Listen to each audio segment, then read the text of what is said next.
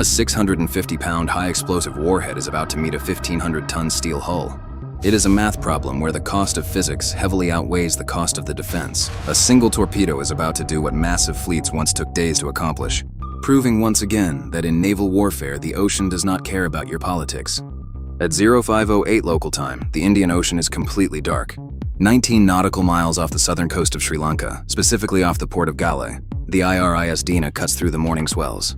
None of its crewmen aware that they are being stalked by the United States Navy. To understand how we got to this exact coordinate, we have to pivot to the broader board. The Dena is thousands of miles away from the Middle East, operating in the Indo-Pacific Command Area of Responsibility.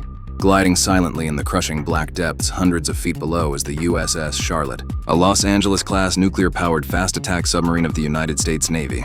The Charlotte is not broadcasting on radar. She is not issuing warnings. The arithmetic of this morning is brutally simple, and it favors the hunter. The Dena is a 1,500-ton Mauj-class frigate belonging to the Southern Fleet of the Islamic Republic of Iran Navy. She is 95 meters of domestically forged steel, commissioned just 5 years ago. On board, roughly 180 sailors are standing their watches.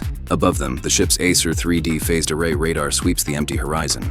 Searching for airborne threats, the crew thinks they are safe.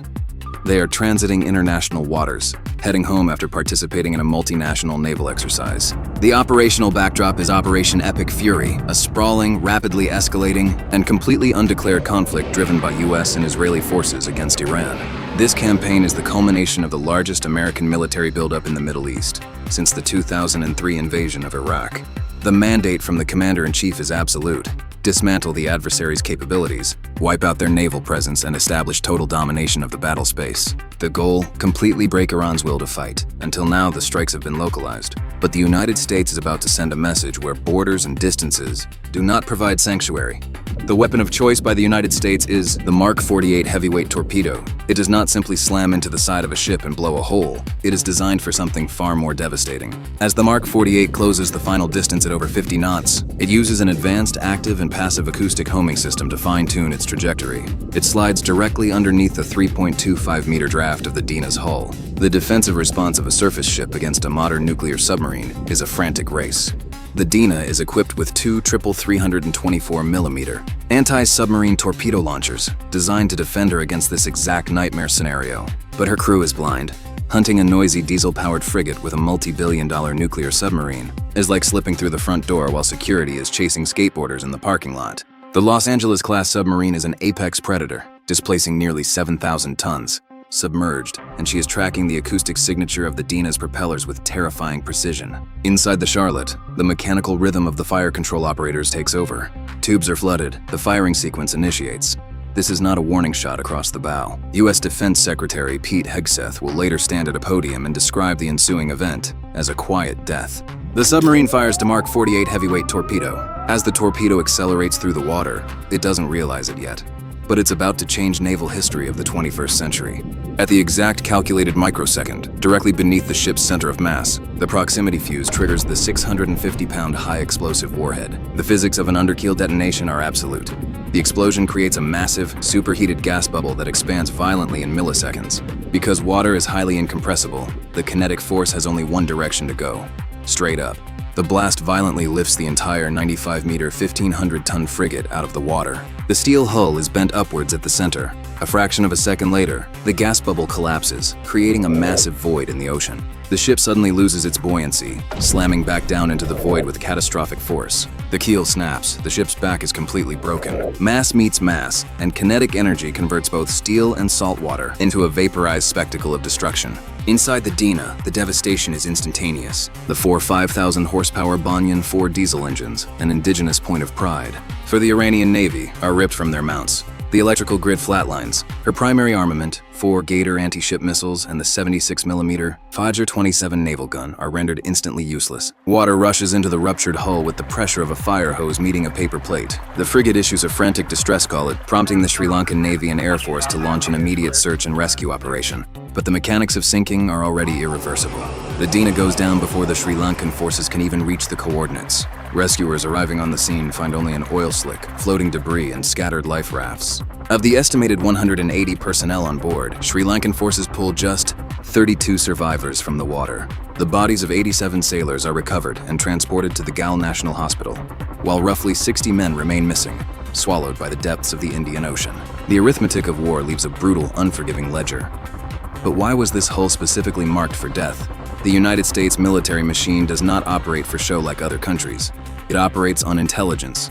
And the intelligence setup for this strike reveals a staggering, cold-blooded geometry. Remember the Milan 2026 exercise the Dena had just departed? Just over a week ago, the Iris Dena was anchored peacefully at the Indian port of Visakhapatnam, participating in the Milan 2026 exercise, alongside forces from 74 nations. Her crew had even disembarked for cultural tours of the Taj Mahal. The United States originally slated the guided missile destroyer USS Pinckney to represent American forces at the event. But at the last minute, the Pinckney was diverted to Singapore. Instead, the US sent a single aircraft, a P-8A Poseidon from Patrol Squadron 4. The P-8A is the Navy's premier maritime patrol and anti-submarine warfare platform, packed with sonobuoys, inverse synthetic aperture radar, and an integrated acoustic sensor suite. For over a week, this US aircraft flew drills right alongside the Iranian frigate. It was essentially listening to the unique acoustic signature of the Dena's engines and propellers. Giving a P-8A Poseidon your acoustic signature during a peace protocol exercise is like giving a burglar the blueprints, the alarm code, and the keys to your house. With that precise targeting data, the Charlotte did not have to blindly search the vast Indian Ocean. She just had to wait. After the torpedo launch, the USS Charlotte slips away into the deep without surfacing to aid the survivors. This triggers immediate debates over the Geneva Convention and the laws of naval warfare, echoing the infamous Laconia Order of World War II, where Admiral Karl Dönitz forbade German U-boats from rescuing shipwrecked survivors. But the physical constraints remain identical today. Surfacing a sealed nuclear pressure vessel holding 130 crewmen to take on dozens of blast-injured prisoners is practically impossible, and doing so would expose the submarine to immediate counterattack. The diplomatic and strategic fallout is immense. This marks the first time a nuclear-powered submarine has destroyed an enemy surface vessel since the Royal Navy's HMS Conqueror sank the Argentine cruiser ARA General Belgrano during the Falklands War in 1982. It is the first U.S. submarine kill since the Pacific theater of World War II. Back in Washington, Congress argues over the legality of the undeclared war. The Senate rejects a War Powers Resolution 47-53, and the House defeats a companion bill 212-219. But on the water, the reality is dictated by torpedoes, not politicians. The operation continues unabated. General Dan Kane confirms that more than 20 Iranian naval vessels have been neutralized, systematically erasing Iran's major naval presence. The ripple effects are immediate. Another Iranian warship, the Iris Lavon, seeks refuge and is interned at the Indian port of Kochi. Fear is a weapon that travels faster than any torpedo. By sinking one ship, the United States paralyzed the rest of the Iranian fleet, forcing them to surrender themselves to neutral ports rather than face the American submarines hunting in the dark. The message resonates far beyond Tehran. To every near-peer adversary watching from Beijing or Moscow, the sinking of the Dena is a horrifying display of worldwide lethality. It proves that American naval assets can hunt and track you across the open ocean and neutralize you without ever being seen. This is the definition of peace through strength, executed with a terrifying, undeniable precision. The sinking of the Iris Dena completely shatters the illusion of safety, expanding the conflict 1,000 miles away from the Middle East, and proving that the US is done talking and accepting a violent regime who funds terrorists and kills its own people. The precision of the intelligence gathering, combined with the raw, uncompromising physics of the Mark 48 torpedo, showcases a military apparatus operating with ruthless, calculated efficiency. And that brings us to the real reason the US sank the Iran ship in Sri Lanka. It was never just about the ship itself, and it was never just about a tactical advantage. It was about raw military prowess. It was about sending a shockwave through the international community to permanently re-establish US dominance as the world power, or as President Trump calls, peace through strength. Proving to the world that the cost of challenging the United States is total, inescapable destruction. You do not sink a ship just to win a battle. You sink it to make sure the next war never starts. This was not just an opportunistic kill. It was a calculated demonstration of global reach. By striking the Dena in the Indian Ocean, the U.S. Navy is proving that it can enforce its will anywhere, turning a routine transit into hard lesson in stark power. 180 men sailed out, only a fraction survived the encounter.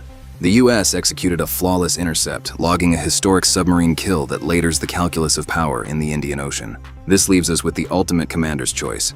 If international naval exercises can be used as a Trojan horse to silently map the acoustic DNA of an adversary, How will this change the nature of global military diplomacy and allies forever? Let us know your thoughts in the comments below. If you enjoyed our breakdown of these military operations, check out this video to see why our soldiers fight harder, knowing we have battlefield medics by their side. Hit that subscribe button. I'll see you in the next briefing.